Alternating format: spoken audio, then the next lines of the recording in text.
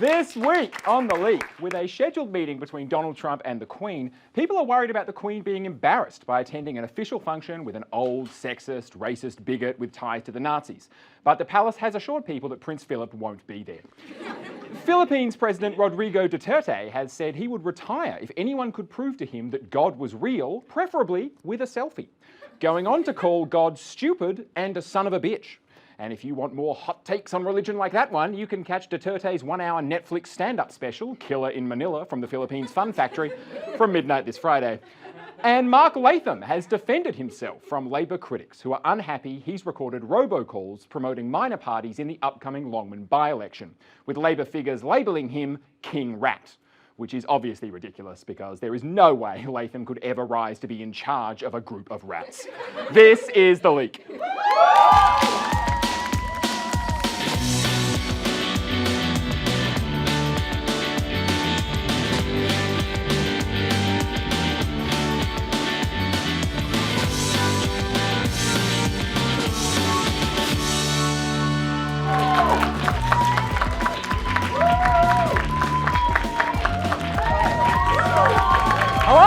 Welcome to The Leak. I'm Pat McCaffrey. Big win this week for environmental activists around the world, with Somalia's al-Qaeda-linked terrorist group Al-Shabaab announcing that they have banned single-use plastic bags in areas of the country under its control. But as is so sadly typical of the terrorist group's inhumane tactics, they didn't even provide any free reusable bags to help shoppers make the transition. Have you no sense of decency? Apparently, the terrorist group was concerned that single-use plastic bags pose a serious threat to the well-being of humans and animals alike. Although, when Somalis think of serious threats to their well-being, I don't think plastic bags rate as high on the list as al-Qaeda-linked terrorist group Al-Shabaab.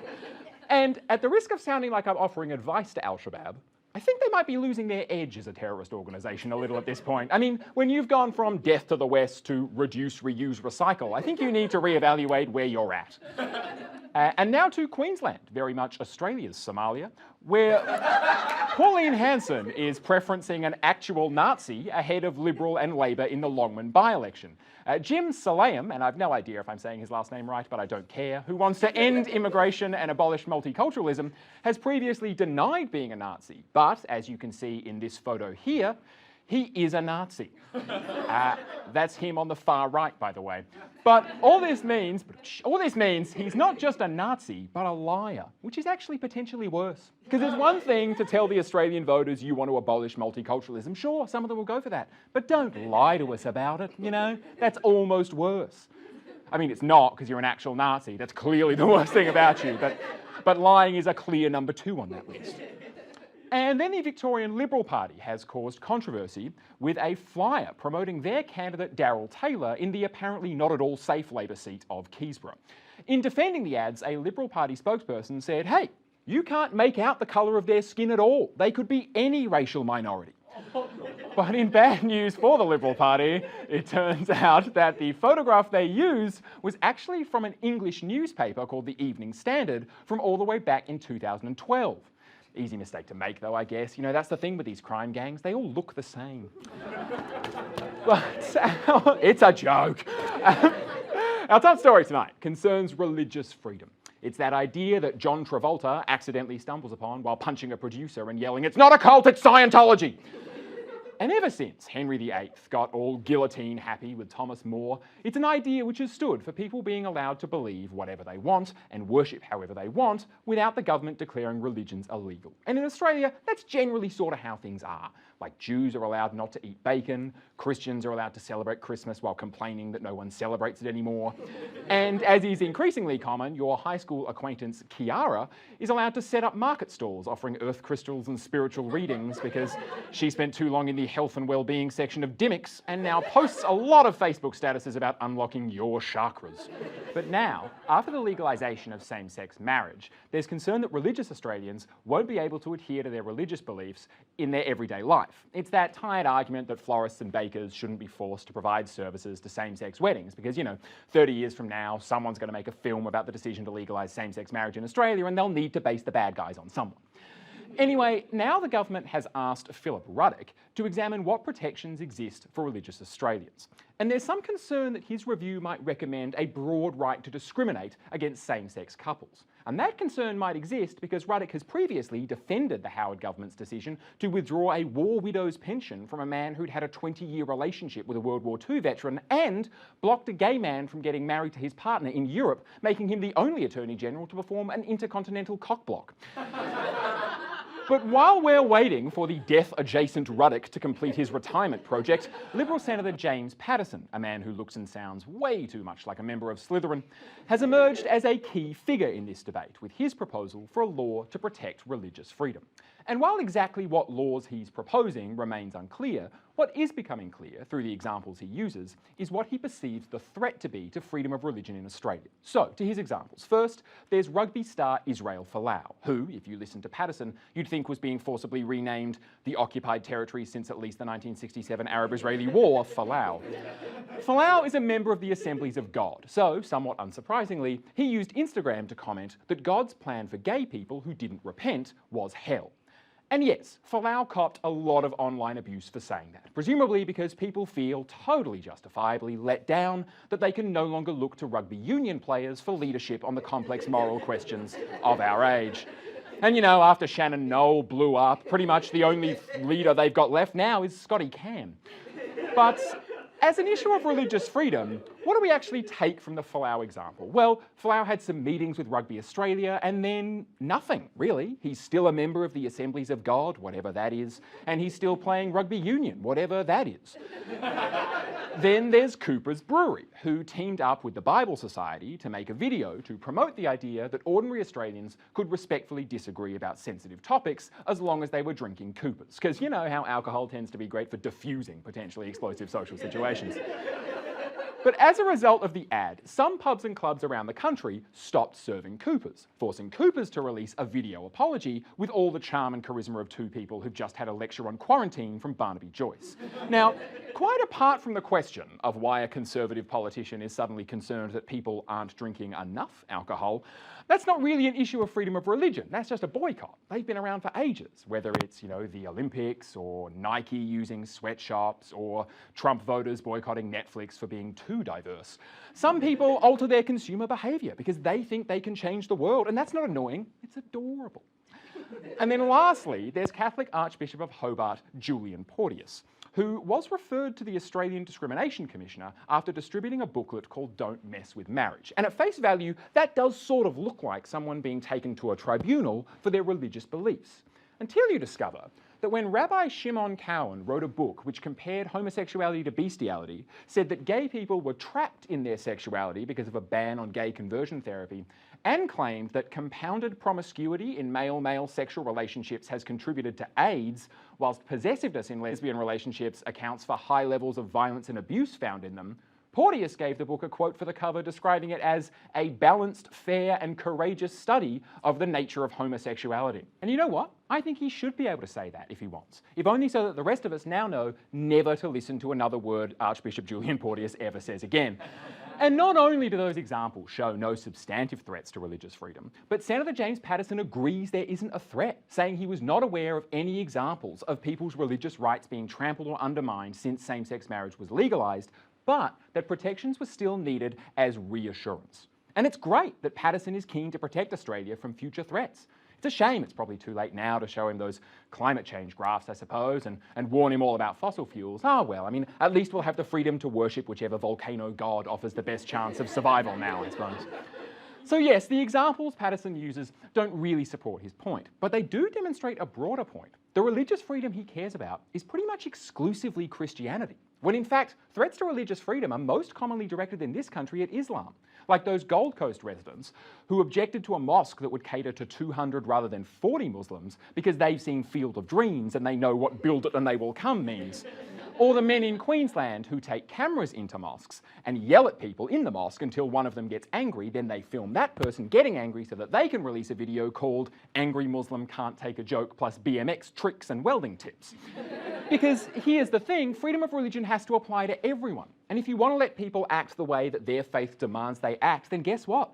You're going to have Catholics potentially refusing to serve Protestants, Jehovah's Witnesses calling Red Cross employees heathens, and yes, possibly Sharia law, which means religious conservatives face a tough choice. If the price of being able to discriminate against gays is Sharia law, is that too high a price to pay? Do they hate gays more than Muslims? And you know what? I actually can't answer that question. I think they're going to have to look deep within themselves and work out how they truly feel about that at a fundamental spiritual level, you know? And you know what? If they need help with that, I got this friend called Kiara who might be able to help, really. We'll be right back.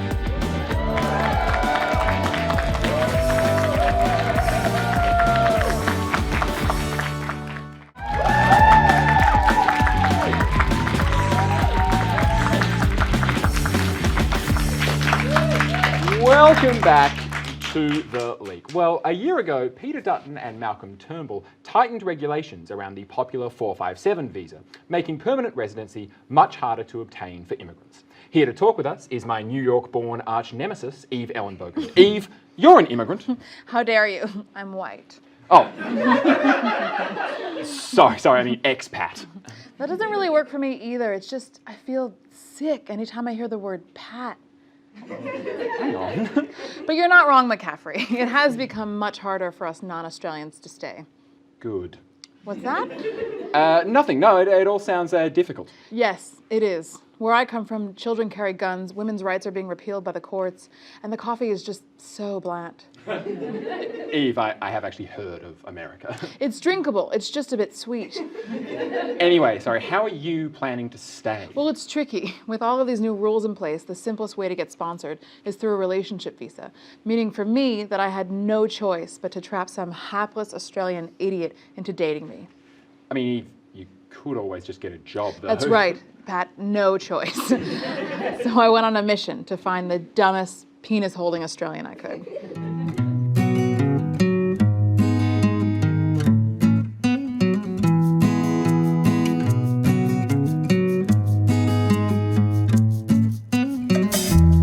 Eve, hey, so nice to meet you.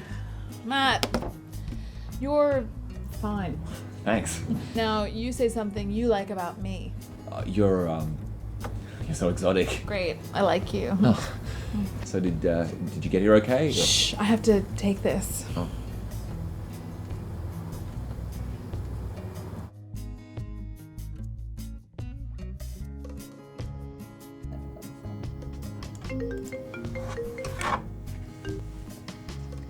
Hey babe, what's up? Tell me again what documents you needed to show immigration. Why are you so interested in my partner visa details? Because I too would like to be sponsored by an Australian man so I can live in this great country and drink flat whites. Wow, that sounds nothing like me, but whatever. We had to provide dated emails, text messages, photos, our shared bank account details, and a video of us at our friend's wedding. Rad, I can probably lock that down by tonight. Why don't you just get a job? Sorry, my friend's dog is in a coma. Oh, I'm so sorry to hear that. I know how hard that can be. My dad is actually in hospital right now. Should we take a photo together? Oh, sure, I love photos. No, stop blocking the date. This has been maybe the best night of my entire life. Mm-hmm. I love your accent. Hey, how would you pronounce what this is made of? Aluminium. No, in your native tongue. Should we Netflix and chill? I love The Crown. No, I mean, do you want to fuck? Oh, sure. I mean, if you feel comfortable. I'm gonna film it.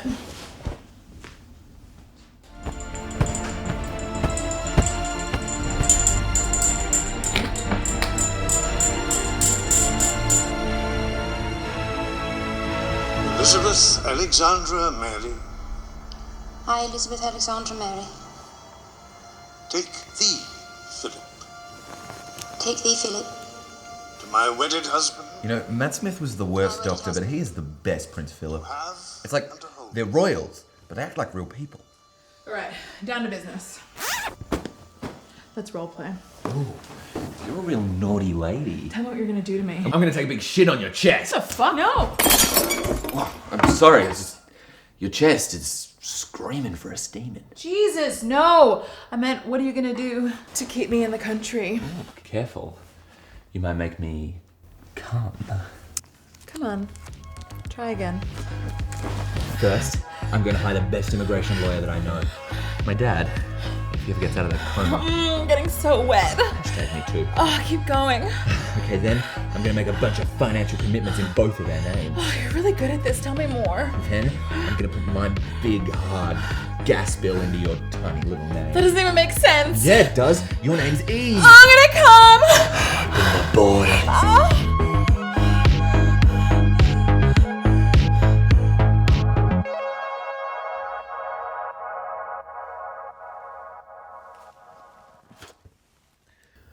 Last night was amazing. You're an incredible woman, Eve. Can you put that in writing? Sure, I love emails. Eve, this might be moving kind of quickly, but I don't know, it feels right. I'd like to move this relationship forward. I'm not meeting your dead dad or dying or whatever. No, I mean, last night, I know we were just role-playing, but for me, it felt real. I was faking. No, I mean the visa stuff. That's my kink. It is? I want to sponsor you, Eve. You do? Yeah, you see, when I was a kid, my dad, he got deported. Great. So that was easy. Sign here. Eve, I love you. For the camera. I love you, Eve. And I love you, Australia.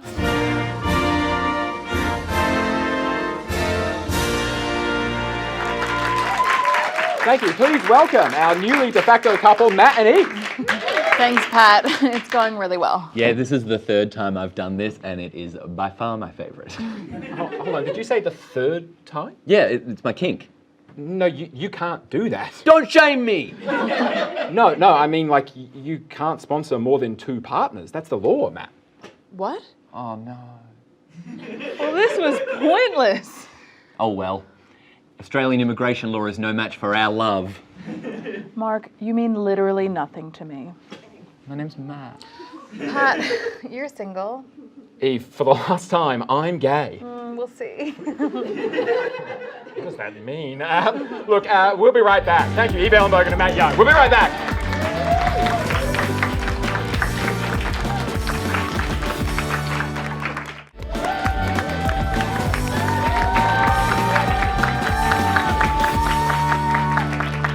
Hello and welcome back to The Leap. Well, 2018 has been a time of speaking out for marginalised groups, with voices and stories being shared across all areas of our society, really. However, there's one group finally speaking up who feels its cause has yet to be championed. I mean, men notice that everyone's lobbying for gays. I mean, it's all this identity politics, you know. Women, you name it, everybody gets votes and carrots thrown at them. The only person that nobody cares about are heterosexual white men. White men are left out of all the considerations and are now, quite unusually enough, are classifying themselves as disadvantaged. Wise words from the king rat. Yes, unusually enough, some white men are now classifying themselves as being disadvantaged. Because disadvantage isn't about things like facts or data, which, by the way, tells us that 1 Australian woman each week is killed by her current or former partner. But no, disadvantage isn't about that. It's a feeling, you know, just like falling in love. When you know, you know. Anyway, keen recent events rememberers may recall the spat between Senator David Leyonhjelm and Senator Sarah Hanson-Young, in which he called her a slut, then she called him a creep, and then he said that actually she was a slut because she hates men. David Leyonhjelm explains. She chooses to take offence, that's her business, it's not my concern. I won't be apologising to her. In fact, really she ought to be apologising to the men of Australia for her misandry.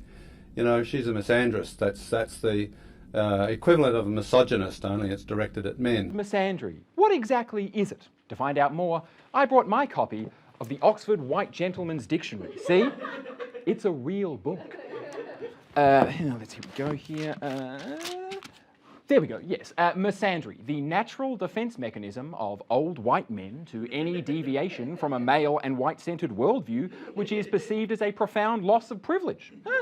Enlightening. I wonder what else is in here, actually? Here we've got homosexuality, see Bible. That's interesting. And, clitoris. Am I saying that right?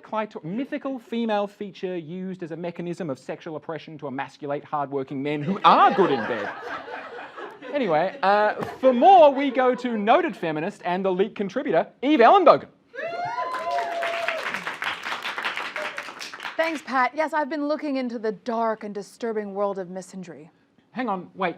Eve, actually, where are you? Oh, there I go, running my mouth off again. Sometimes I can be just such a woman. Someone shut my yap.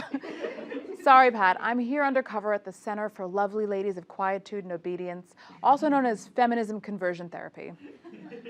Feminism Conversion Therapy? Wow, Eve, that sounds not like you. What's it like?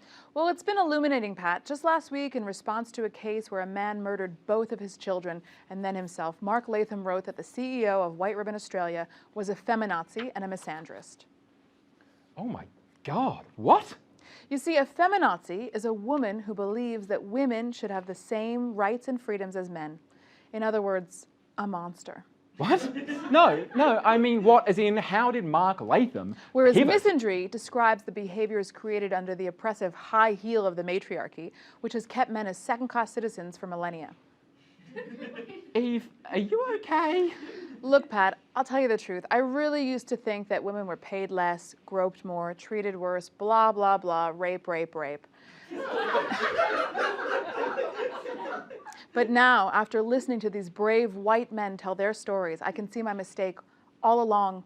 It wasn't them, it was me. But Eve, what about all the data that shows that family and sexual violence predominantly affects women and is perpetrated predominantly by men? Boys will be boys, Pat, and there's just no shame in that. I just think that men should be allowed to be men. Sorry. Eve, snap out of it, right? Here, watch this clip from Broad City.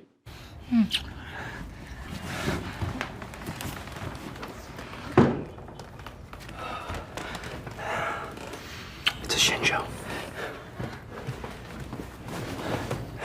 See, Eve? Look, Jewish women playing leads in comedy. They're your people. Snap out of it. Pat, please stop. I can't take much more of this. Why is she being so withholding? Why wouldn't she just give him what he needs? A dildo in the ass. This week has really opened my eyes. I now see that there is no bias against women. But then, Eve, how do you explain how basically all primetime TV shows are hosted by men? Pat, it's a meritocracy. Women just have to work harder if they want to be taken seriously. Oh, so Eve, would you say then that I got this hosting gig over you on this show because of my incisive wit, biting commentary, some would say strong jawline? Whoa. What's happening? Where am I? It was all a fog until I heard you say wit in reference to yourself. As if you, Pat McCaffrey, got this job on merit. You private school educated, law school attending, self-righteous little cuck weasel. If you weren't a man, I'd be hosting this show, and you know it. You little coward cunt. Eve Ellenbogen, ladies and gentlemen, back to her old self. All I had to do was ask her to say something nice about me. Well, that's it from us tonight. My thanks to Eve Ellenbogen and Matt Young and all the crew here. For free Melbourne audience tickets, head to leaktickets.com. I'm Pat McCaffrey. Good night.